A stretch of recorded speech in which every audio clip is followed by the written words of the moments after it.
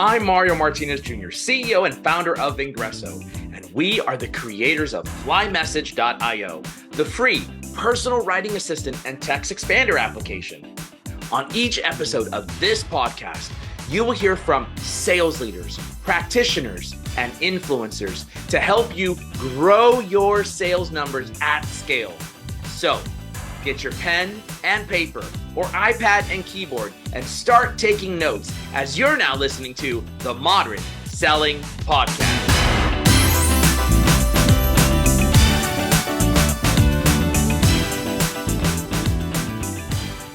This podcast is brought to you by Korn Ferry. Korn Ferry integrates their consultancy, Miller Heiman sales methodology, and technology to bring you Korn Ferry Sell for Salesforce and Microsoft Dynamics 365.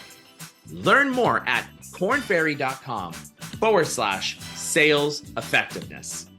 Ladies and gentlemen, welcome to this episode of the Modern Selling Podcast, and I'm stoked, coming all the way out from the down under. I'm here with my friend, Kate Kesby, and Kate actually is the CEO and founder of WYDA. Yeah? What does that mean? We'll talk about that in just a moment. Kate, welcome to the show. Thank you so much for having me, and I love the energy you're bringing to this. Hey, well, anytime I get to talk to my friends down from that neck of the woods where you're at, Australia, we get to have some fun with this. So tell us a little bit about you, Kate, and where you're from, and then definitely talk a little bit about your background in WYDA. Yeah. Well, as you know, I'm joining you from Sydney, Australia, although I'm running a global business from down under. I, really have probably an unusual background in sales and selling in that I started my career in business and finance, and I sort of fell into sales by accident. It's never where I imagined my career would go.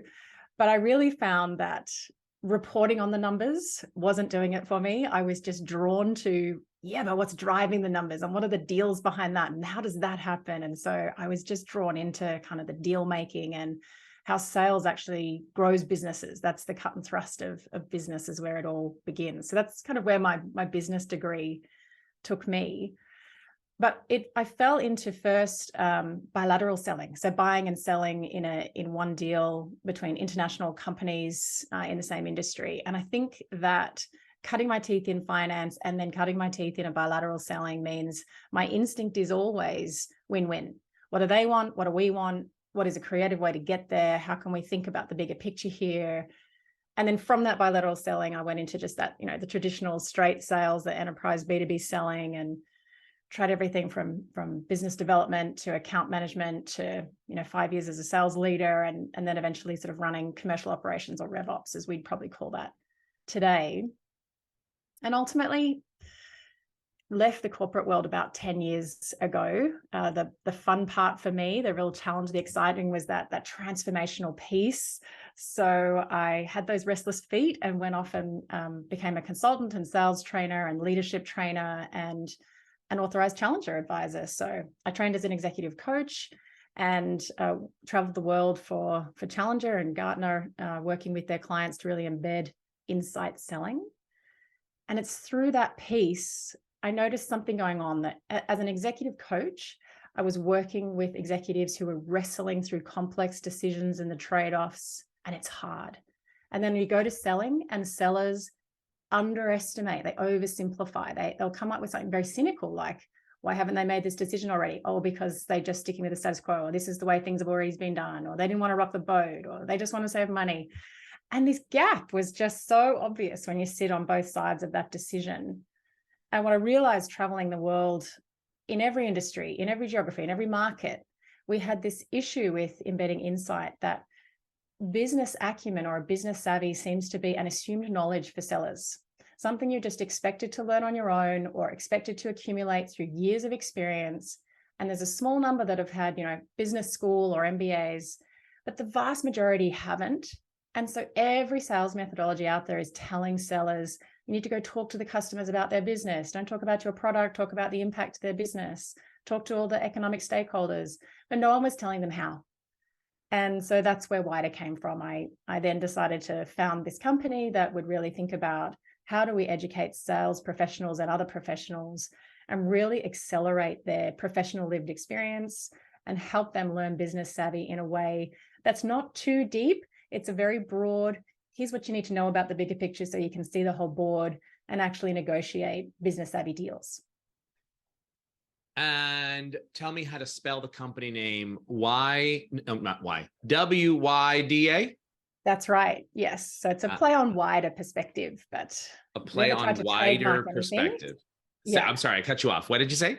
I was going to say, if you've ever tried to trademark anything, you can't spell the regular way. That's right. That's right. So you can't do WIDER. It's WYDA. Yeah. I keep wanting to say YW. Yeah. We'll Gotcha. put it in the show notes. Gotcha. Very good. So excited to talk about this WYDA perspective here today. But before we get into some deep dive, I want something juicy. Kate, I'm always looking for some great story. So tell us something nobody knows about you, even if they're looking at any or all of your social profiles. Well, mine is actually a play along. So I want you to play along with this one with me and anyone listening. Close your eyes for a minute and think of a red apple. Picture it in your mind. What do you see? I see a red apple with some yellow and on the outside. Yeah. So like 97% of the population will see as you do, but I don't. And a few years ago, by accident, I discovered that I don't see that. I don't have a mental imagery. It's called aphantasia. And it's only recently really been discovered in the scientific literature. I have basically no mind's eye. My memory and my imagination, everything else is abstract. It's non-visual. So there's a fun fact. It completely blew me away at the time, and it blows everybody away. It's like, what do you mean you can't see? What do you mean you can't see? I don't what understand. Do you mean you can't see? And I'm the same. I'm like, what do you mean you can see? Because I've never been able to. And I literally all thought you were just talking in metaphors when you were saying, oh, picture this or visualize this. I'm like, you literally see that? I don't. I just have an abstract concept of it in my mind. Wait, okay. Now this is the first time, 6 years running, my first time having. What is this called now? Aphantasia. Aphantasia. Okay, Yes. so I didn't even know the word. Yeah. Don't even ask me how to spell it, by the way. But so wait, just let me go back for a second here. When you try to picture something, yes, you're saying your brain won't picture it. Correct. There is no visual image. Yeah, it's and people ask me how I do things. Like, I don't know, I just do. It's how I've always done it. I can remember things, I can imagine things. It's just not visual. Okay, all right. So when you close your eyes and think of an apple, what do you see? Black. Wow. Yeah. Or do you see the text, the word APPLE? No, just black. Wow, that's okay. All right. Aphantasia. Aphantasia. Yeah. So anyone listening that actually can't see, look it up. Aphantasia. It's a thing. So how did you, okay, way off topic here from the sales, but how did you figure out this was your, I don't want to say problem, because it's not like a problem. I mean, you can obviously live without it. But... Yeah. Yeah. By accident on the radio, there was some scientists at a university looking for research subjects saying, and they did this exercise over the radio driving along. And it's like, oh my God. So went into the university and have done lots and lots of testing on my brain. And sure enough, I'm one of between 1% and 3% of the population that has aphantasia. Wow, you are quite a rare breed then. 1 to 3% out of 8 billion. Okay, well, there is an upside. I'm much less susceptible to PTSD. Okay. Well, let's hope nothing horrible and happens to you in your life. That I suppose that is an upside. So you can remember, you just don't visualize. Yes, I just construct this in a different abstract way, like a metacognition in a different way. That's amazing. So we should never assume people see the world the same we do, right? They experience the world in the same way. Okay, well, I'm you learn something new every day. Pretty interesting. I haven't had that. This is now my 7th season that I'm going into, so pretty awesome to have that. All right. Let's get right into this then. All right. And get into some meat here. Now, I know we're all. Everybody's feeling it. Company after company, we hear Salesforce, we hear Twitter, we hear Facebook, we hear Google, we heard HubSpot, and in fact, Disney Disney, Yes. of all places, just Yeah. announced they were doing a massive round of layoffs Yeah. at Disney. So, I think it's fair to say that global economies are facing a low growth or a recession in 2023. Mm. My question to you is what do you think this means for B2B buying? Mm. Yeah. And I think it's really interesting. Like, as you say, I can't think of a tech company that hasn't laid off 5 to 10% of their workforce recently. Disney, other industries as well. And not all industries are going to be suffering. The oil and gas industry is record profits at the moment, for example. But if we think about buyers, it's likely getting harder for buyers in this economic market. And part of that is just the uncertainty, right? Like, these signs of economic downturn. But if you were to pick up the paper today, the Wall Street Journal is saying maybe not, maybe there's still growth in the economy. And I think businesses are facing just a level of uncertainty around what is happening. So they're preparing for the worst. And I think we're all seeing the obvious, people are being asked to do more with less. But when we think about buying, we have to remember that it doesn't mean they stop buying altogether. They're going to keep buying things. They're just going to buy in a different way, and their needs and priorities will be changing. And there's more visibility and more pressure on those buyers to justify how they've done the work, how they've made the decision, and whether it's really important right now. So I think if we think about contracts that we'll be renewing, probably in the last few years, what we've done is say to clients, okay, I'll hold my price so I keep my same revenue, and I'll throw in more value for you. And everybody's happy. Everybody's had a win. In this market, we're not going to be able to get away with that as sellers. They are going to be needing to demonstrate, tangible savings. And so it'll be tempting for us to try and hold it and just discount. But my recommendation would be, don't do that. If you're dropping your price, actually drop some scope as well, right? So drop them down a pricing tier, drop some of the add-ons, reduce the seats, whatever it is, so that you're actually dropping your revenue and your deliverables in tandem. And that's not just so that you can keep your costs and your margin. It's actually so that you can think about how you build this business back. So once that customer does renew, you've satisfied everything they need in that buying journey. It's easier for them when the heat is off the decision to just quietly add back some of those value adds where, you know what, I really did need that feature. I can't run my business without it. Or, we're adding some more people in, so I'm going to add some more seats.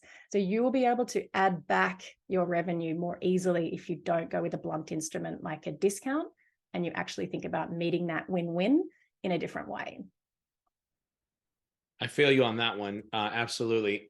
And we're actually, as a small business, we're doing those same exercises as we speak right now, where we're having to reduce costs and with fewer people. And a lot of organizations some of them are playing hard.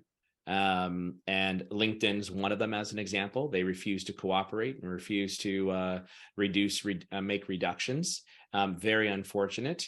But there are many others that are reducing our costs upwards of 80 to 90%. Wow.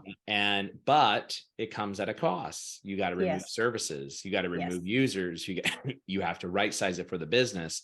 And service features that you have to sacrifice and figure out how you're going to go without. Yeah. So those are some of the things that we're seeing as well. And I think a lot of the companies that we've been dealing with, the larger companies, they put these like renewal teams in place, these renewal sales strategists in place to be able to focus in that regard. We even had one vendor who said, okay, what if we were to give you a 6-month waiver on all of your fees so that you don't leave us to go to the competition, which is at a lower price? Could we do that? And then in 6 months, reconvene? And I thought, well, that's an interesting save strategy, high cost, but interesting save strategy in order to be able to help a customer out, and also not to lose that customer. Because once you lose the customer, it's hard to get him back. Yeah. Right. Yeah. And all the signs would say this is not going to be a deep recession or a long-term one. So we're really just trying to tide them over through this financial year, potentially. I mean, nobody knows what's happening in the world. We're in the 3rd year of uncertainty, but I think those sorts of strategies make a lot of sense. And if you're prospecting, if you're really trying to break in rather than a renewal situation, you have to be really clear, what is your solution replacing? what spend is your solution replacing? This is not a market where people will just add on nice to haves. You have to be clear on how you're replacing the spend somewhere else in the business. So it could be that you're replacing one vendor with yourself and it's almost a like for like swap. That's probably not going to be very exciting and get a lot of attention for them. If you can be talking the language of, unfortunately, we're consolidating people, where you can save real money somewhere else. We're consolidating systems. We're dropping down on real estate, on maintenance fees. There'll be some hard cash out the door somewhere else that doesn't need to happen if they invest here. And that needs to happen in year, not in 2026, this year. You can offset this spend with that spend and you're better off in the business. So really important that we understand our prospects business and we qualify hard. Really looking at our pipeline, we're understanding for our customers, how are they faring in the economy? What are they doing? What could they be doing that maybe they're not thinking about, and we could bring them insight, but be clear on the short and long-term impact to their business and how you can help them weather the storm. Now, a lot of this has to do with the individual customers that you're selling to and the confidence that they have in their own business. Yeah. And I think that is, quite frankly, we're seeing an erosion in customer confidence, and there's an impact on sellers. You want to touch on that? Absolutely. I mean, there's a lot being talked about with customer confidence and customer decision-making. I think we need to probably look at that bigger picture, look at this from three angles. And one is, what's the broader market that the customers are finding they have to operate in today? The second one is like, what's the footing they're on with sales and marketing these days? And the third aspect is the human dynamics happening inside organization, inside businesses, buying teams. So like I said before, we're now entering kind of the third year in a row that could be described as VUCA. If you haven't heard of VUCA, it's volatility, uncertainty, complexity, ambiguity. So organizations are really trying to work out, it's a constant pivot. The idea of these 5-year strategies just gone, a quarter ahead. It's hard to see what's around the corner. And the reasons are changing. We've gone from pandemics to supply chain disruptions to war in Europe and massive natural disasters, all sorts of reasons, even activist investors and the changing demands of the workforce. The amount of change that organizations are having to deal with is enormous. And the outcomes of those are uncertain, particularly when you're laying them all in together. So, we've all seen that kind of rising inflation and the market's having to deal with that. Organizations are kind of pumping the brakes as we're seeing consumer confidence fall. The second, that's the broader market, a lot of uncertainty. The second thing is how are they relating to sales and marketing these days? And, I wish I could say that there was that really healthy, trusted advisor and they're turning to those trusted advisors to help them navigate these terms. But sadly, they are facing overwhelming amounts of content and information, and much of it is absolute rubbish. We are waterboarding our prospects with so much information, so much generic and vanilla information that now even great information doesn't get through because they're rationally ignoring their emails. We're starting to kill LinkedIn too. And tech has enabled us to record and analyze every word spoken or written between customers and buyers and sellers. And we're effectively, recording and analyzing that through AI and weaponizing it against our buyers. And we are just generating sequences of outreach that border on harassment. And we're killing our go-to-market in the process. So they are shielding themselves. They're under pressure in their own organizations to deal with the market changes. And what they're getting from us is harassment rather than value and concise advice. So they're also facing that content can be biased. We're sponsoring research and then they're reading these research papers and thinking, well, hang on, there was an agenda to this. Can I really trust that? So then what's happening is they're having to build their own networks. They're having to learn on their own. They're having to triangulate sources. They'll talk to people we're not recommending, but they'll do that research because we've broken a little bit that trusted advisor relationship. And then the third piece is the decision-making within the buying groups. So we talk about the customer, but inside the customer, that's 10 people. That's not one. It's a buying committee. And because they've all been asked to do more with less, what's happening is it's a little bit like the Hunger Games in there. They all come from the different parts of the business. They all have their own needs to meet. And with a shrinking pool to go around, each decision has to stand up on its own, but also compete against the other projects that are happening inside that business that another stakeholder might want more. So, you know, we've got all sorts of dynamics around decision-making being difficult anyway. And, you know, there's all that great research that's coming out of the Jolt effect from Matt Dixon and Ted McKenna there around how flawed human decision-making can be, throwing that some pressure from the economic hard times and shrinking the pool to share around. And then we've just got so many buying options that they're having to look through now. Innovation sounds really exciting until you're the buyer and your organization wants the leap forward that innovation offers, but they don't want the risk. So imagine trying to be, you know, really diligent about your buying process, but also be really trying to be innovative and take your company forward. Buying is really hard for customers these days.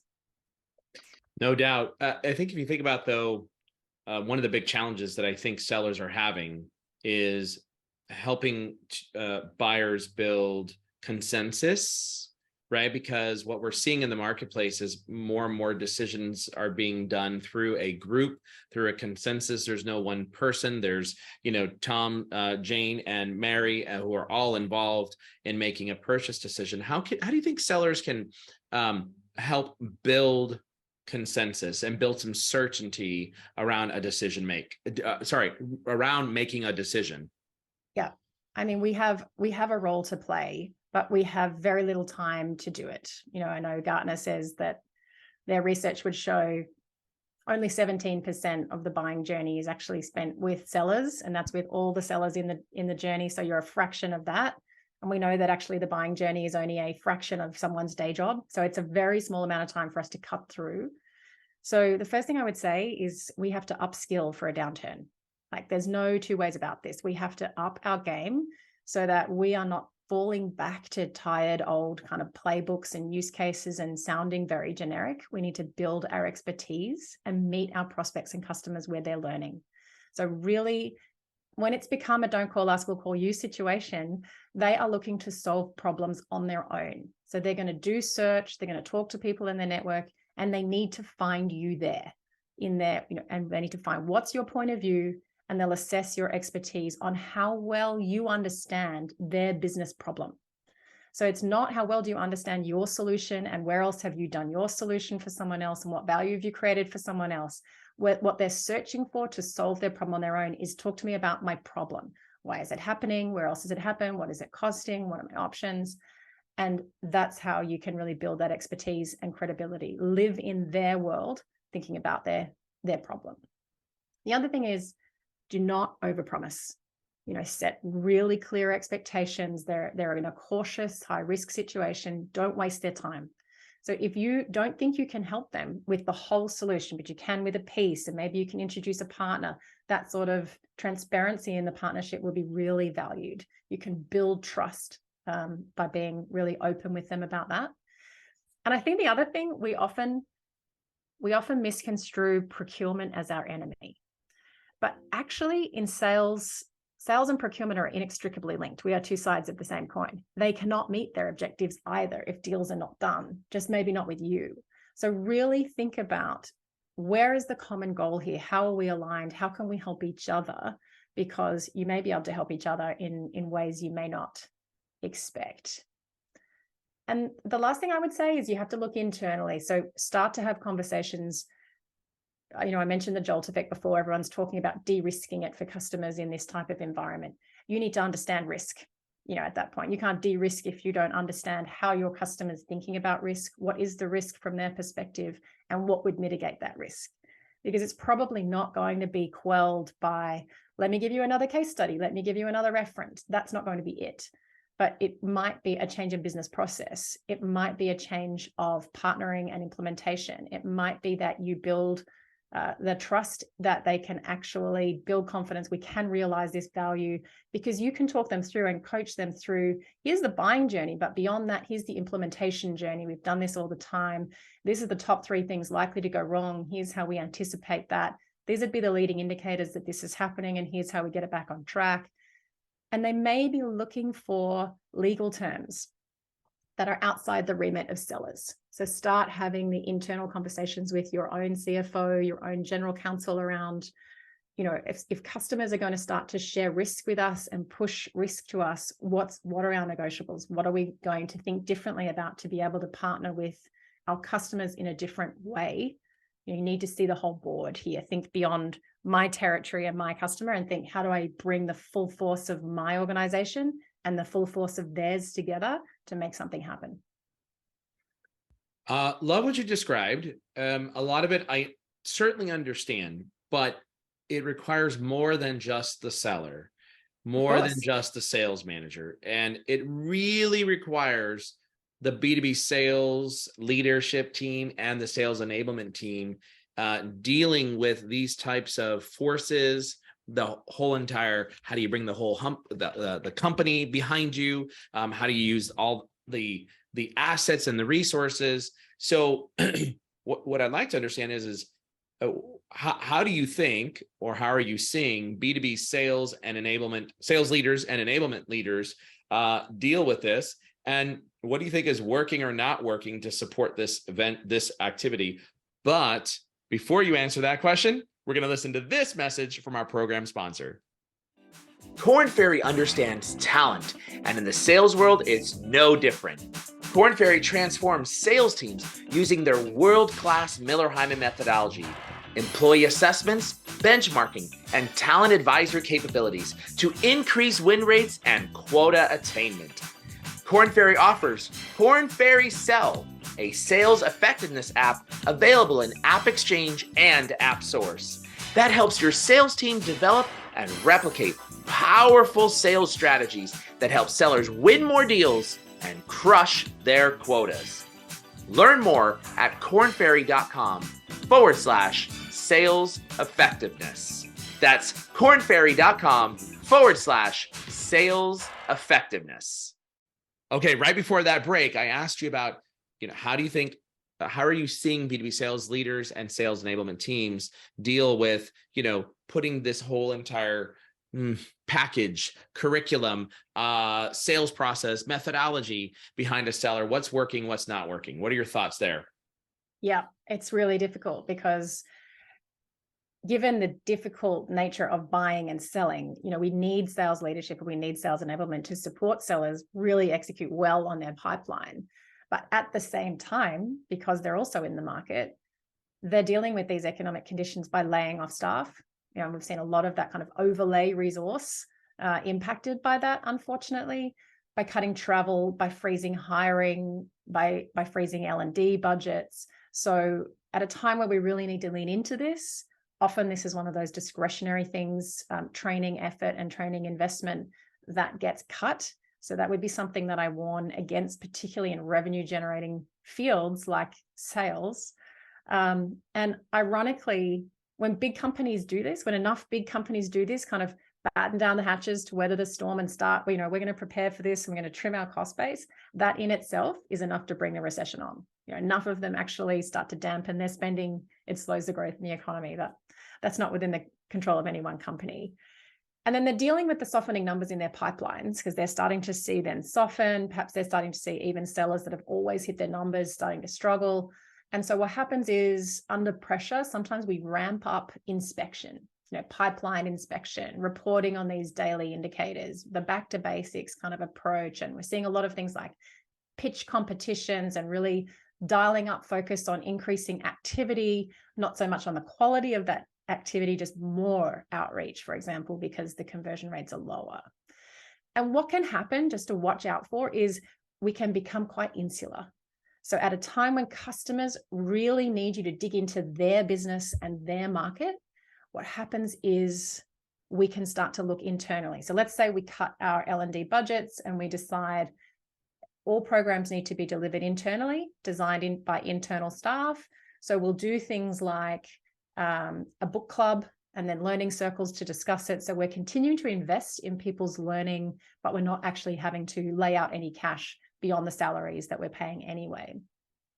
So just that can work. We just need to be really mindful that it does not become completely insular, that you don't just have learning now that is the product team coming and talking about the latest feature.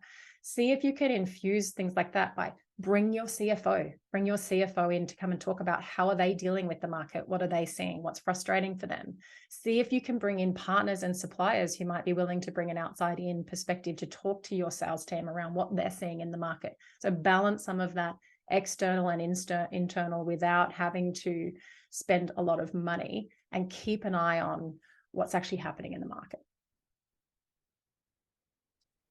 Got it. Okay. Good suggestions there. And if you look at very specifically sales enablement folks who are listening in, and we have lots of folks that on the sales enablement side are listening into the Modern Selling podcast, what do you think specifically could they be doing instead to help sellers build some of these skills and behaviors, but at scale? Yeah. I mean, I think the key skills to be working on is firstly qualifying, like really understand your customer's business and whether your solution can actually help them pivot in this environment. If you really think honestly with yourself that this isn't something where I'm replacing significant spend, I'm going to be able to get a near-term ROI for them that's easy to demonstrate. There's going to be a low-risk implementation. This is going to be a hard slog for sellers. There's a lot of those deals that will just be kicked down the road, and you may invest a lot of time with no return in your sales force. So for sales enablements and sales leaders, really start to help your team to be taking the rose-colored glasses off. There's a temptation to, when people are laying off, let me do a lot of busy work. Let me show you how good I am. I'm going to sunshine pump the pipeline and tell you what you need to hear. You've really got to help them be critical in that qualification so that you're only investing your resources in ones that are real deals that are really going to happen in this market. Know what pressures your customers are under. So really see if you can help them learn and understand how to understand their customer's business. How does your solution help them? What does this mean in the market and in the economy, rather than just revert to kind of internally focused, pitch perfect conversations. And I think that it comes from a good place, but it has an unintended consequence. And we try and refine the perfect pitch. It's a conversation at the end of the day, right? You are going to go off script. So we almost ramping up the fear in the sales force that it must be perfect. I must nail this exactly as the use case says, exactly as the playbook. It doesn't survive the real world. You go out and you talk to a customer who answers a question in a way you didn't expect. If you don't understand the answer, you can't follow the thread of that conversation, you lose them. They know you're not listening, you're going through a script. This is not then a dynamic conversation where they're really invested. So we got to be giving our sellers confidence in themselves, that they can have a conversation, like use all those tools of playbooks and battle cards and all of that. But it's a baseline. It's a footing, a foundation for them to then step off when they step into the customer's world, and they can back themselves to use their judgment, have a real conversation with customers about their business. And there's no scripting for that. You're on your own. And that is where you differentiate yourself.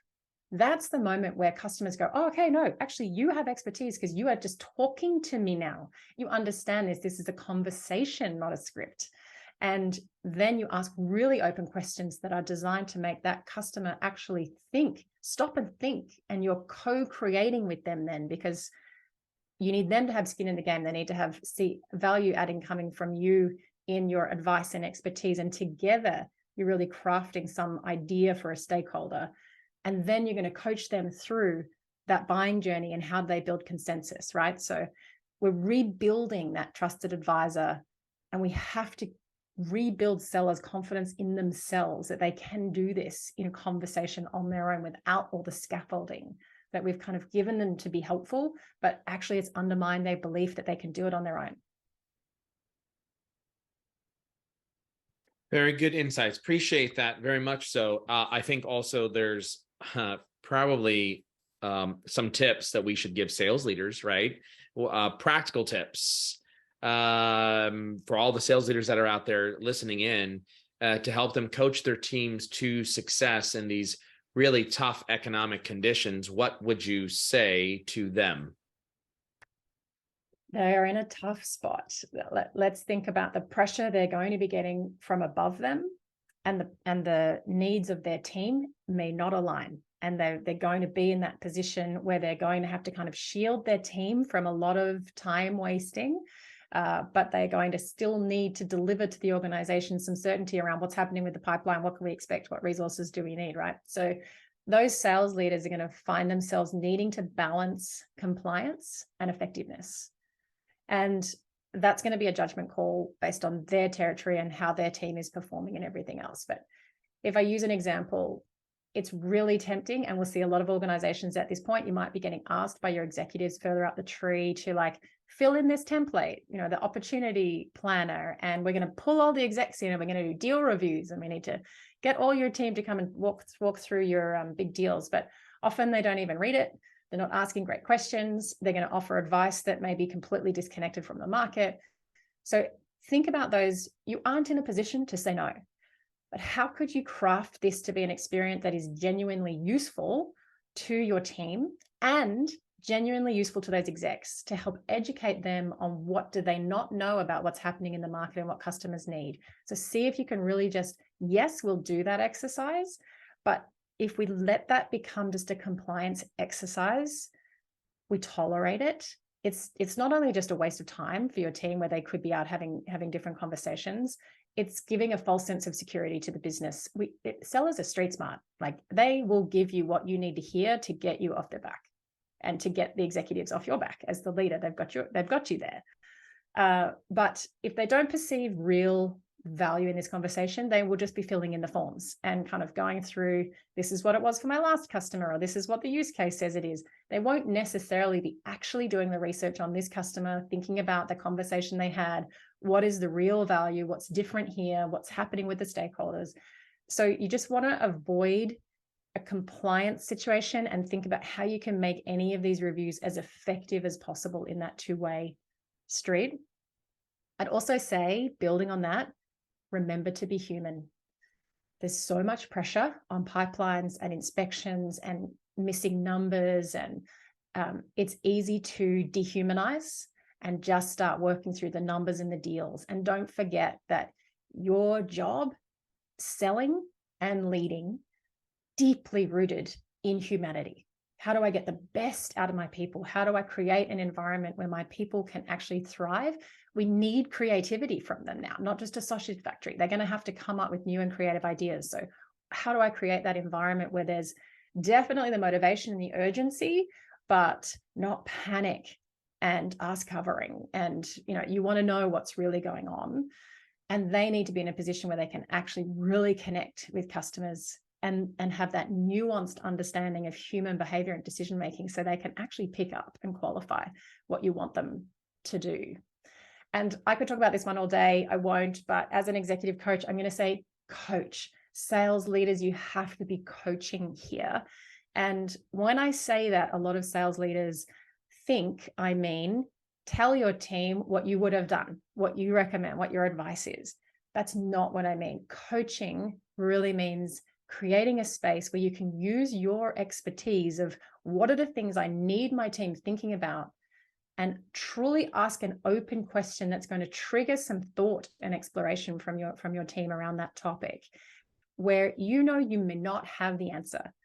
You know, there's been so much change in the last 3-4 years. If you were in the field 5 years ago, what you did is probably not their best option today. So we've got to think openly around what is possible now, what is the best option. Now, the simplest tip I would have for sales leaders here is you already have honed communication skills. Think about those skills of how you would talk to a customer, how you have developed your whole career and been successful. How do you talk to customers? You really listen, you ask open questions, you genuinely explore. Take those skills you've already built, use them with your people. If you use those conversation skills in coaching, it's completely transformative and can unstick their thinking. So that trade-off of, well, it might take me longer. Yes, I'm just going to level with you. That conversation might be 10 minutes longer, 100%. But if they've come to you and said, what should I do about this opportunity? there are 10 opportunities just like it that sit in that pipeline that you're not getting visibility into. So when you spend that extra 10 minutes on that one opportunity and you help unstick and build some capability, they can then apply that to every opportunity in their pipeline. So it does actually create that scale effect to build capability and take a bottleneck out of the process, which is you. You know, you don't want to be creating a dependency on you to solve every problem. You got to be unlocking that bottleneck, and that's a way to support yourself and protect yourself from burnout, scale the capability in your team, and focus on working through that uncertainty in the market with creativity through coaching. Now, we talked about sales enablement leaders. We talked about sales leaders all having responsibility, but let's face it, every individual B2B seller has a personal responsibility in high performance activity as well as high performance achievement. And they have to do things on their own to continue to improve their confidence, their effectiveness, and having these business conversations with customers. What are some of the things that you think B2B sellers can do on their own to continue improving and continue driving customers to navigate the economic conditions and to buy? Yeah. I mean, sellers, this is one thing I love about sellers is we don't leave it to chance. So if you are not getting what you need from your enablement team because there are other priorities or limited budget, you know what to do. To make yourself useful to your customers, you need to understand your customer's business. You need to understand the market. So if you are not feeling like you're confident, that you understand your customers' metrics, that you understand their business language, if you're feeling like if they brought the CFO into the room, I would be out of my depth, then you need to do something about that yourself. You can ask your enablement team and let them know you're feeling like you need something, but in the meantime, there is plenty out there that you can do that is completely free. There is so much you can learn on YouTube if you're just looking for it. You can read HBR articles, and that's usually behind a paywall, but not if you're looking at it from someone's post on LinkedIn, for example. They have a shareable link, so no excuses there. Wall Street Journal, excellent type of resource, and they'll often do explainer videos. So there's a lot that you can do on your own, and you might initiate then some learning discussions internally with your team or even with other sellers outside your organization that are dealing in a similar market. Get together and have discussions like a little book club about what's happening in the market and how you can learn yourself. Heaps of podcasts, if that's what you want to listen to, just like this is oriented to sellers. Every industry has so much information out there that you can learn from, and specific roles as well that you can learn from. And of course, it would be remiss of me to say, you can check out the WYDA experience as well, where it's a first-person RPG, a role-playing game, where you actually walk in the shoes of customer executives, make decisions as them, and build that empathy and understanding along the way. Kate, fabulous to have you join us here today on the Modern Selling Podcast. For those people who want to connect with you, what's the best way to do that? Is it email, Twitter, LinkedIn? Definitely find me on LinkedIn, Kate Kesby on LinkedIn. Love to hear from you. And for those who are looking for Kate, it's Katek for Kesby, ESBY, Kate Kesby. Reach out to her on LinkedIn, and please, please, please, please make sure you tell her that you heard her on the Modern Selling Podcast so that she knows. Send her a personalized connection request. I got one last question for you, and that is, what is your all-time favorite movie? I struggle with this one. I have different favorites for different moods, but I will pick one. I'm going to go with Love Actually, because in my family, we watch it every single holiday season, and it must be a movie I've seen more than any other movie. I can't tell you how many years I've done that now.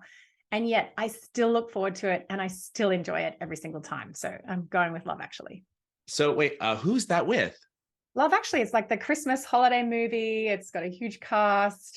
You haven't seen it? You're going to have to check it out. No, I mean, we're talking about Home Alone. We're talking about, like some of those funny kid movies that I grew up on, but Love Actually? Love Actually. Check it Okay, out. well, that's my first time hearing about that one. We'll have to add that to our list of movies this coming year. Fabulous. Hey, Kate, it was wonderful having you on the podcast here for the Modern Selling Podcast. For all of you listening in right now, don't turn that dial. Listen to this important message right now.